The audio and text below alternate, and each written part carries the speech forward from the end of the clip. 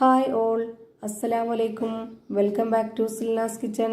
ഇന്നത്തെ റെസിപ്പി ഉള്ളിയും മുട്ടയും വെച്ചിട്ട് നല്ല ടേസ്റ്റി ആയിട്ടുള്ള ഒരു വെറൈറ്റി ആയിട്ടുള്ള പലഹാരത്തിന്റെ റെസിപ്പിയാണ്. വെറും 5 മിനിറ്റ് മതിയാവും ഈ ഒരു പലഹാരം തയ്യാറാക്കി എടുക്കാനായിട്ട്. നല്ല ടേസ്റ്റുമാണ് കഴിക്കാനായിട്ട്.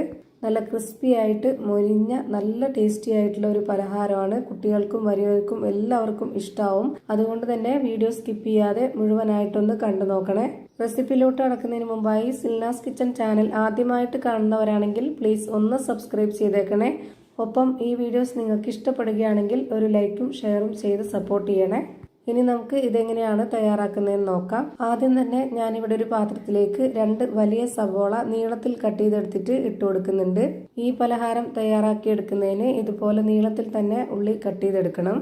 ഈ ഒരു ഉള്ളിയെല്ലാം ഒറ്റയായിട്ട് കിട്ടാൻ വേണ്ടിയിട്ട് നമുക്കിതുപോലെ കൈ വെച്ചിട്ടൊന്ന് തിരുമ്മിയെടുക്കാം. എന്നാലാണ് ഈ പലഹാരത്തിന് പ്രത്യേക ടേസ്റ്റ് ഉള്ളത്. ഞാനെടുത്തിട്ടുള്ള ഈ ഒരു സവോളയുടെ കണക്കനുസരിച്ചാണ് ബാക്കിയുള്ള എല്ലാ ഇൻഗ്രീഡിയൻസിൻ്റെ അളവും ചേർത്ത് കൊടുക്കുന്നത്. നിങ്ങൾ എത്രയാണോ സവോള എടുക്കുന്നത് അതിനനുസരിച്ച് കൂട്ടിയും കുറച്ചും ആ ഒരു ഇൻഗ്രീഡിയൻസിൻ്റെ അളവും കറക്റ്റാക്കി ഇട്ട് കൊടുക്കുക. ഇനി ഇതിലേക്കൊരു 2 കോഴിമുട്ട പൊട്ടിച്ചൊഴിച്ച് കൊടുക്കുന്നുണ്ട്. പിന്നെ ഇതിലേക്ക് 2 പച്ചമുളക് കട്ട് ചെയ്തതും ഇട്ട് കൊടുക്കുന്നുണ്ട്. മല്ലിയിലയും കറിവേപ്പിലയും ഒക്കെ ഉണ്ടെന്നുണ്ടെങ്കിൽ അതൊക്കെ ഇട്ട് കൊടുക്കാം. പിന്നെ ഇതുപോലെ ഒരു സ്പൂൺ അളവിൽ 2 സ്പൂൺ വെളുത്തുള്ളി, ഇഞ്ചി, പെരിഞ്ജീരകം ഒന്നിച്ച് ചതച്ചത് ഇട്ട് കൊടുക്കുന്നുണ്ട്. പെരിഞ്ജീരകം മുഴുവനെ ഉള്ളതുകൊണ്ടാണ് ഞാൻ ഇതിൻ്റെ കൂടെ ഒന്നിച്ച് ചതച്ചത്. പൊടി ഉണ്ടെന്നുണ്ടെങ്കിൽ പൊടി ഇട്ട് കൊടുത്താലും മതി.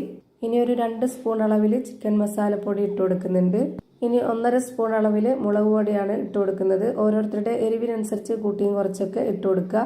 ഇനി ഒരു നുള്ള് മഞ്ഞൾപ്പൊടിയും ഗരം മസാലപ്പൊടിയും ഇട്ട് കൊടുക്കാം. ഇനി ഇതിൻ്റെ ടേസ്റ്റ് ഒന്ന് കൂട്ടാനായിട്ട് ഇതുപോലെ ചിക്കൻ സ്റ്റോക്ക് ഉണ്ടെങ്കിൽ അതുകൂടി ഇട്ട് കൊടുക്കാം.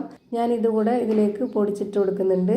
ഈ പലഹാരത്തിൻ്റെ പ്രത്യേകത എന്ന് പറയുന്നത് ഇതുപോലെ ചിക്കൻ സ്റ്റോക്കും ചിക്കൻ മസാലപ്പൊടിയും മുട്ടയൊക്കെ ചേരുന്നത് കൊണ്ടാണ് ഭയങ്കര ഒരു വെറൈറ്റി ടേസ്റ്റ് കിട്ടുന്നത്. ഇനി ഇതിലേക്ക് ആവശ്യത്തിന് ഉപ്പിട്ട് കൊടുക്കാം. ചിക്കൻ സ്റ്റോക്കിൽ കുറച്ച് ഉപ്പുണ്ട്, അപ്പോൾ അതിനനുസരിച്ച് നോക്കിയിട്ട് വേണം ഉപ്പിട്ട് കൊടുക്കാനായിട്ട്. ഇനി ഇതുപോലെ കൈ വെച്ചിട്ട് ഇതെല്ലാം നന്നായിട്ടൊന്ന് യോജിപ്പിച്ചെടുക്കാം.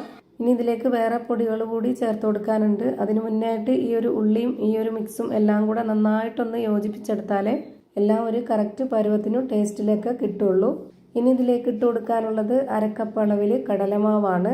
പിന്നെ ഇതിലേക്ക് അരിപ്പൊടിയാണ് വേണ്ടത്. വറുത്ത അരിപ്പൊടി തന്നെ വേണം. അതും കൂടെ 1/2 കപ്പ് അളവിൽ ഇട്ട് കൊടുക്കുന്നുണ്ട്.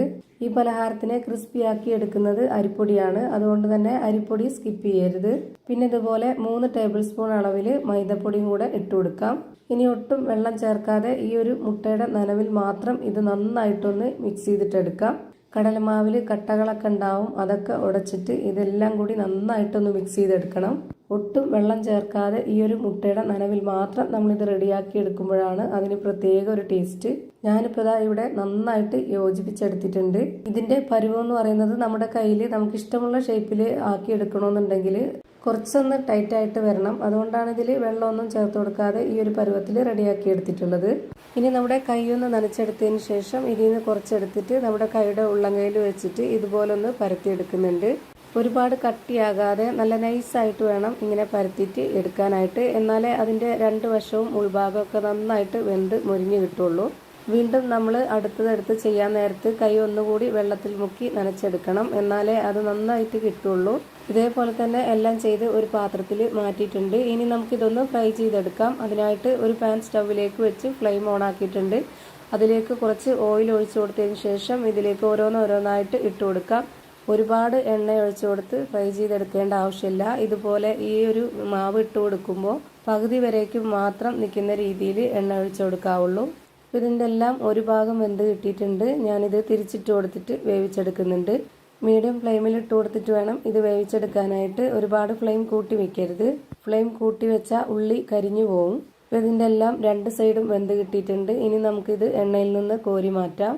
ഇതേപോലെ തന്നെ എല്ലാം ഫ്രൈ ചെയ്ത് ഞാനൊരു പാത്രത്തിലേക്ക് മാറ്റിയിട്ടുണ്ട്.